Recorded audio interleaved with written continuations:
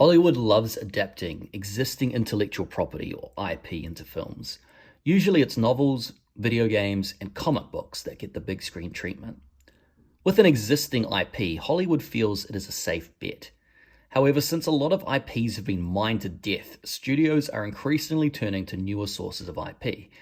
This was recently satirized in the TV series The Studio, in which film executives become convinced that the Kool-Aid brand should be made into a movie. The new Masters of the Universe movie follows in the footsteps of fellow Mattel toy franchise Barbie and its successful theatrical run. Like Barbie, He-Man is an older IP that most younger audiences today won't be familiar with.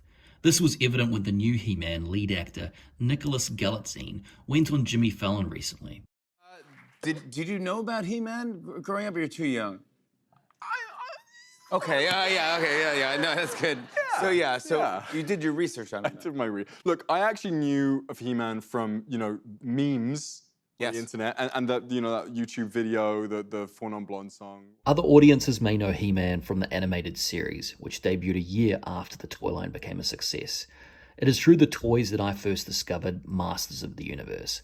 I own quite a few of the toys myself and have fond memories of playing with my collection. The toys were a cultural phenomenon. I remember having so many of these and recently only sold my collection for a pretty good price. So having this fan base in the 1980s from the toys and from the cartoons, film executives decided to make a feature film starring Dolph Lundgren.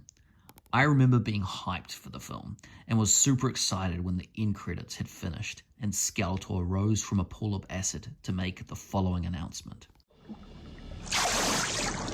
I'll be back.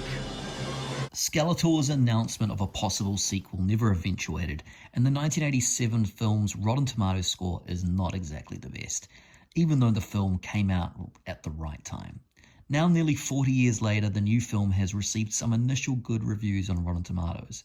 I recently saw the film, and as a fan of the IP, I can say it has good choreography, some funny moments, some nice messaging.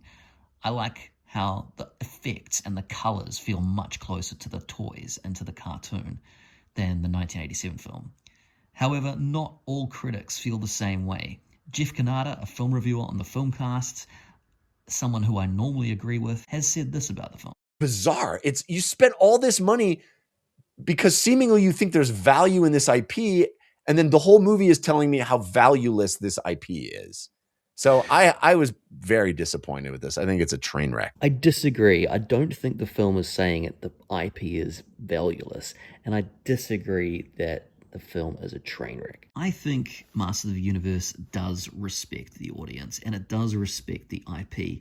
It's a love letter to the fans who grew up with these toys and the cartoons and even watched the 1987 film, which it is much better than. It was a fun time at the cinema, although I do agree with one thing that Jeff Kanata said, and that is that the film is slightly too long. So if they trimmed it a bit, I think it could be a much more effective film.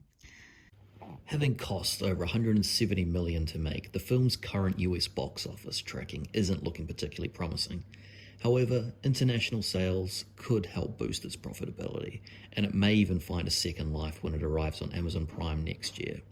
If that happens, we could see a sequel or a She-Ra spin-off, or perhaps both. Until then, it's encouraging to see this IP being treated with the level of care that most fans seem to be enjoying. Thanks for watching.